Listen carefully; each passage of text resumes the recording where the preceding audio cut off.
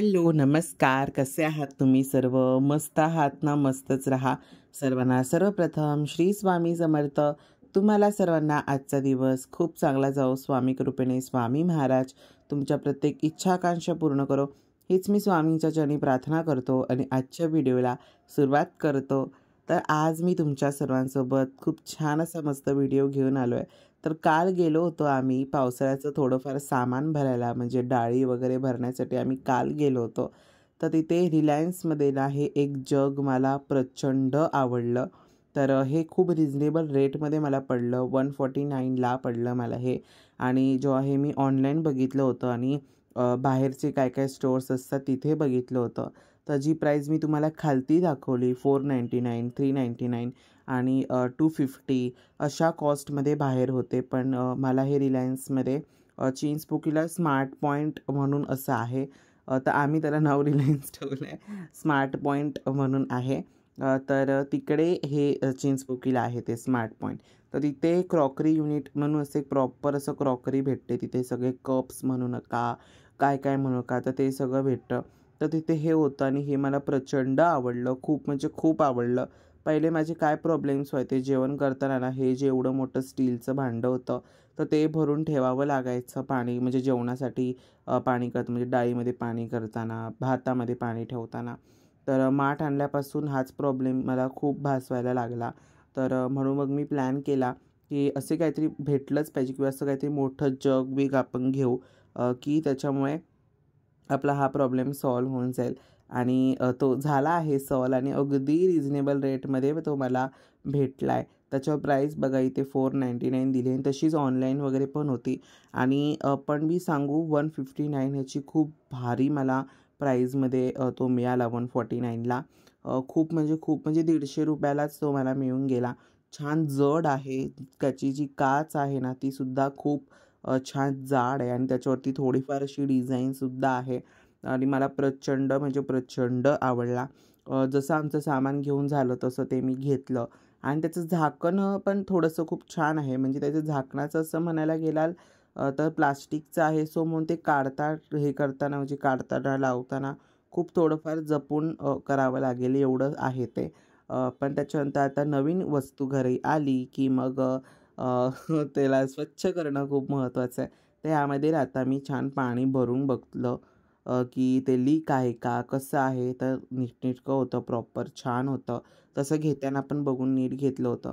जेव्हा कुठलीही काचेची जेव्हा नवीन गोष्ट तुम्ही घरी आणता, तर ती नॉर्मल भांड्यांच्या साबणाने स्वच्छ करण्यापेक्षा जे आपले हँडवॉशेस असतात ना, त्याच्याने स्वच्छ करा. बघा त्याची तशीच्या तशी जी शाईन असते ना त्याची, ती अगदी तशाच्या तशी राहते.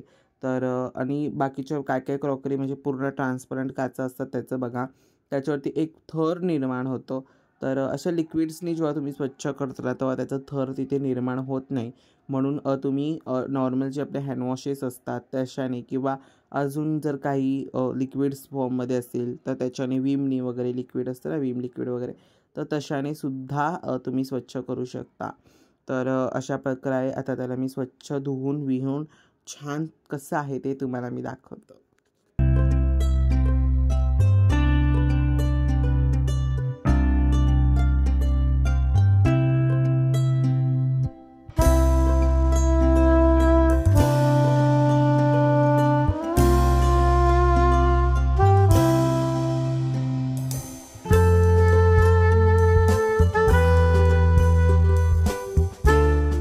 रात्री आम्ही लावला होता एसी. तर रात्री पाऊस सुद्धा पडत होता तरी पण आम्हाला एसी हवाच असतो, कारण गरम तर तेवढं होतच. काय माहिती, स्वामींनाच माहिती एवढं का गरम होतं. पावसाळा चालू झालाय तरी पण गरम होतं आणि आम्हाला एसी लागतोच.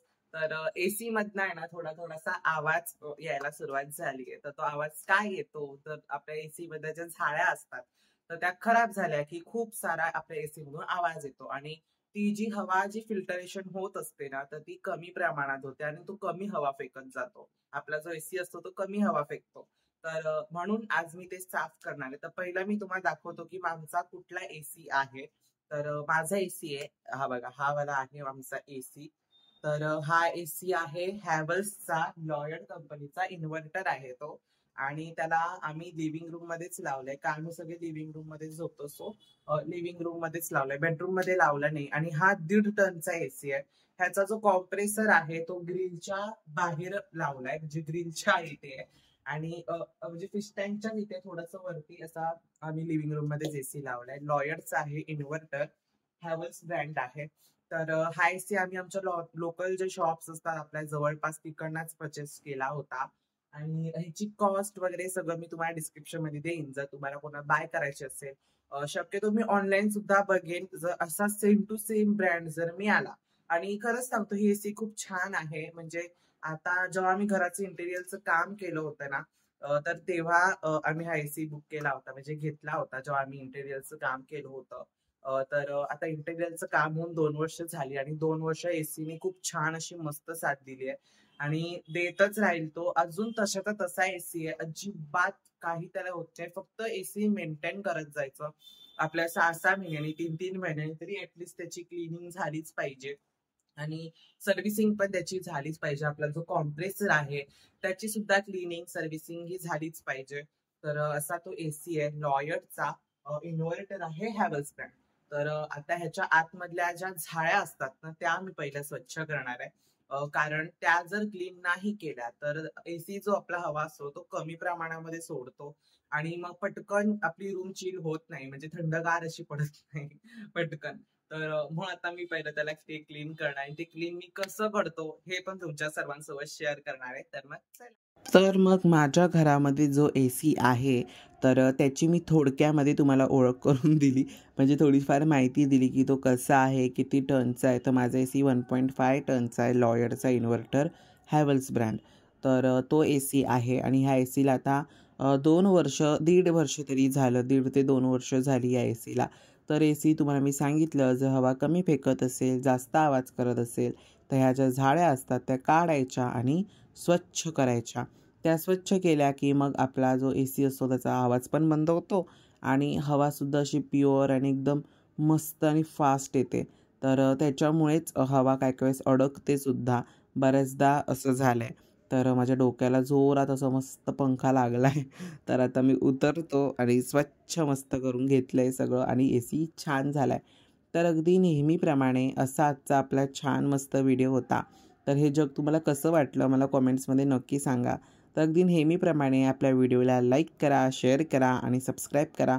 पुन्हा भेटूयात अशा उद्याच्या एका नवीन व्हिडिओमध्ये. तोपर्यंत सर्वांना बाय आणि सर्वांना श्री स्वामी समर्थ. अवधूत चिंतन श्री गुरुदेव दत्त.